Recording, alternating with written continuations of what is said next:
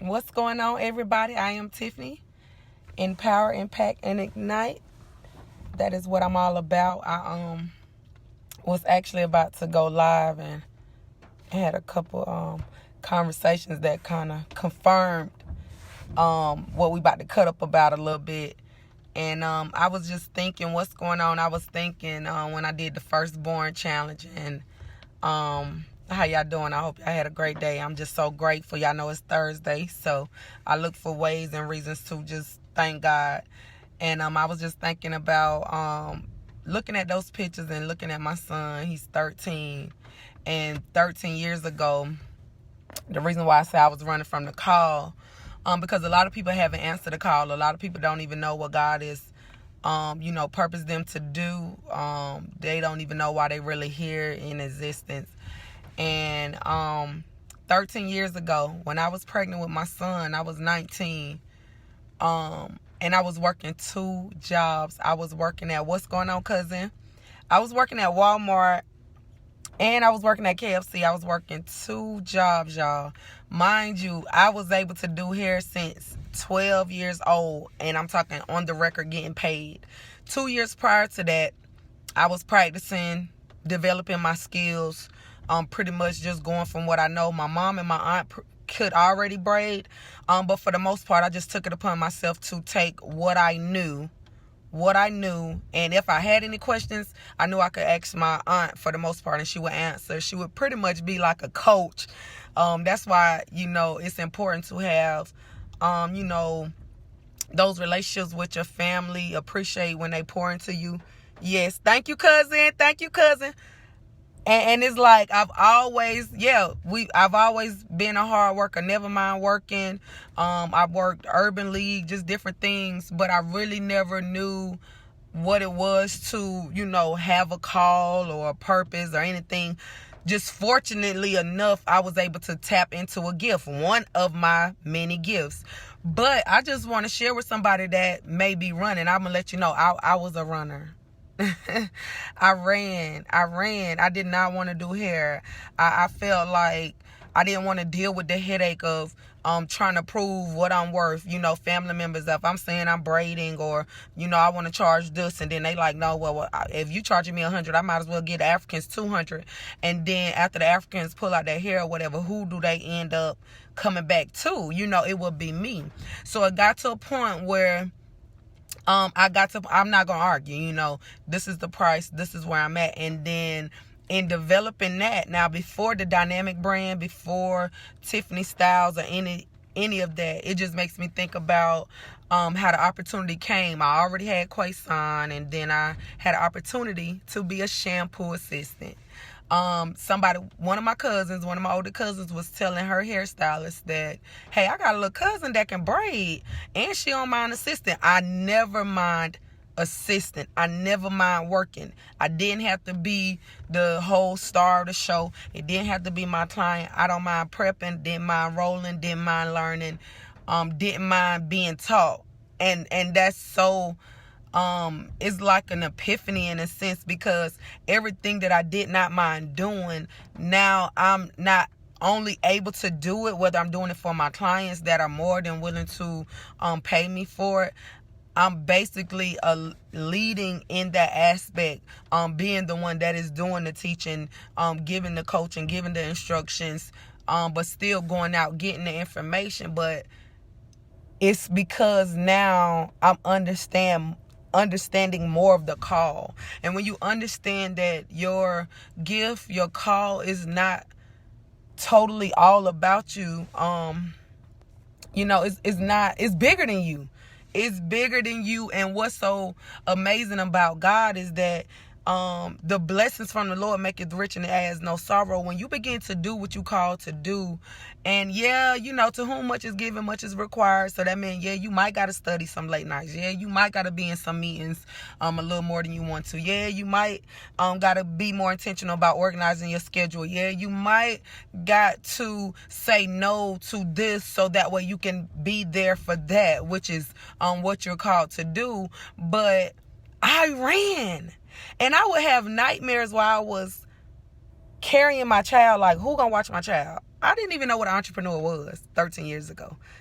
You know what I'm saying? Who gonna watch my child? I'm thinking about all that, and God just like, are you gonna answer the call? You don't want to do hair, but that is a gift that I gave you, naturally gave it to you, and people was willing to pay you since a child. You're not even grown, and you able to at least at the minimum make $50. You know what I'm saying? Off of crocheting, that was my thing, and doing a quick weave, that was my thing, and that was 7th grade. I was doing my own hair before I began to take clients. The reason why they wanted me to do their hair is because they liked how I was doing my hair.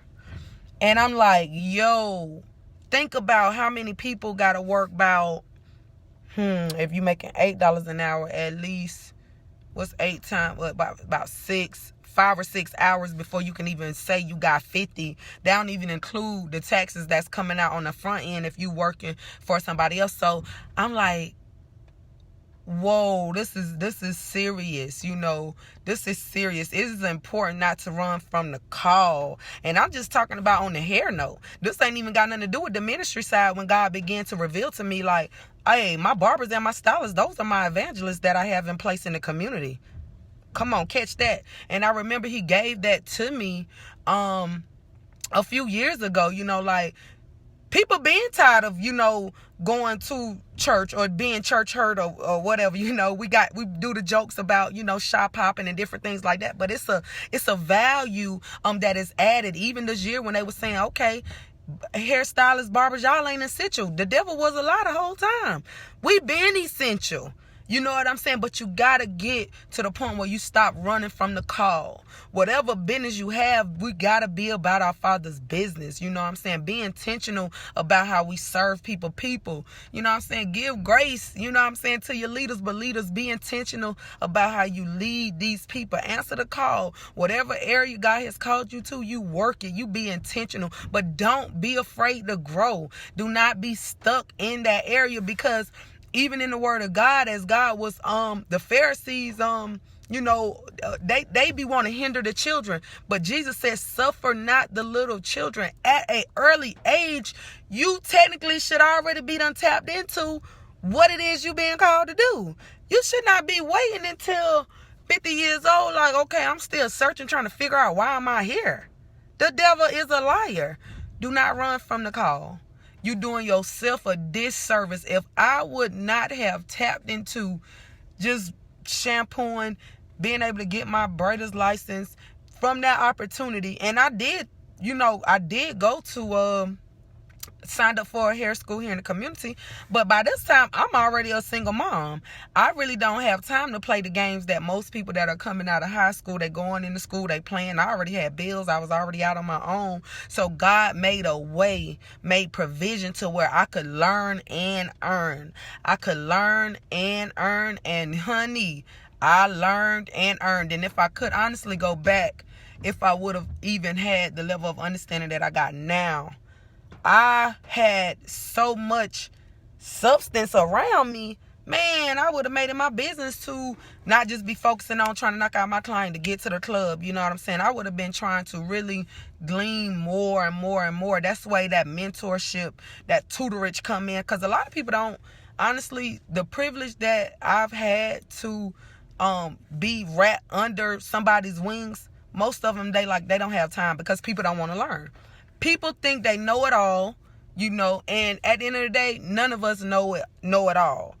And some people just don't have the patience to, you know, set up whatever it is that is needed to be set up in their infrastructure to pour into in a way that is impactful and it's feasible and that it is fruitful. So I just felt like sharing that. I don't know who may need to be encouraged to not run, because if I was running, if I did not give God a yes, then even when the pandemic hit and everything else, I would have been still trying to figure out, okay, who can do this? Watch not just one child, but 3 children. Who can do that? Who can do that? When in entrepreneurship, because honestly, my goal is to be able to be a full-time. That was my thing was I want to be free to, you know, just really do God's work. And understanding entrepreneurship, yes, you need structure. Yes, you need discipline. but being free and able to set your own schedule, being able to set goals, hit those goals, not just achieve those goals, but exceed those goals, because the word of God even said he would do exceedingly abundantly above all we can ask or think. So our job is to give God something to exceed. You know what I'm saying? When you answer his call, when you begin to walk in obedience, and yes, it's a faith walk, and everybody can't do it naturally.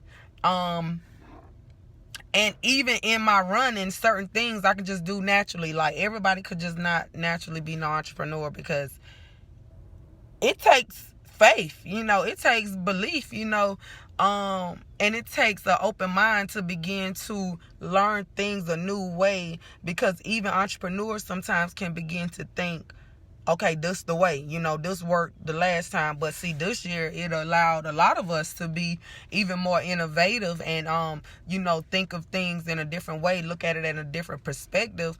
But that goes into your relationship with yourself and with God, because if you're not spending time with the chief, creator, the vision, the ultimate planner of your life, how are you going to begin to do exactly what it is he's called you to do intentionally? And with me, I'm like, if I'm going to do it, I got to do it wholeheartedly. I don't want to half do it. You know what I'm saying? So it done got to the point, and God will get you to that point. Like, what you gonna do? You gonna answer? You gonna barbecue? Or you gonna, meal do? So if you've never heard of, or even been in a situation to where the conversation is even like this, and what I'm learning is a lot of people just not having a conversation that's needed. This is a exciting time, especially for entrepreneurs. I'm a kingdom entrepreneur.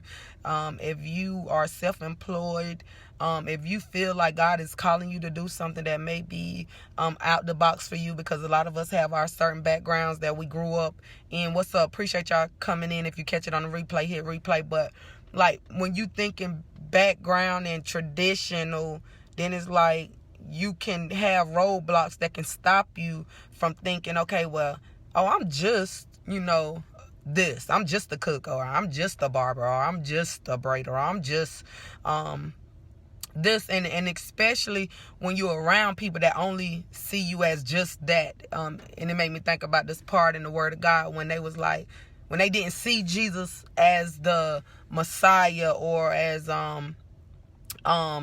even the Son of God. They just saw him as, that's Joseph and Mary's son. Like, he just the carpenter's son. Like, some people will see you in that, and then some people will see you in what it is God has called you to be. But you gotta see it. You gotta walk in it. Even when you don't see it, you just tap in, and God will begin to reveal those things. And I say that because as I begin to tap into just serving as a stylist, just honing in on that, and God was revealing I always knew it was bigger than hair. And as I developed my nonprofit with dance, he reminded me, after I would get off of work, what's going on? After I would get off of work, when I would leave the mall, most of y'all would show love. Y'all know we had the mall, held it down, okay? But the times when I was off, my little cousins then would want to come with me. And guess what? They would be at my house, and what would we be doing?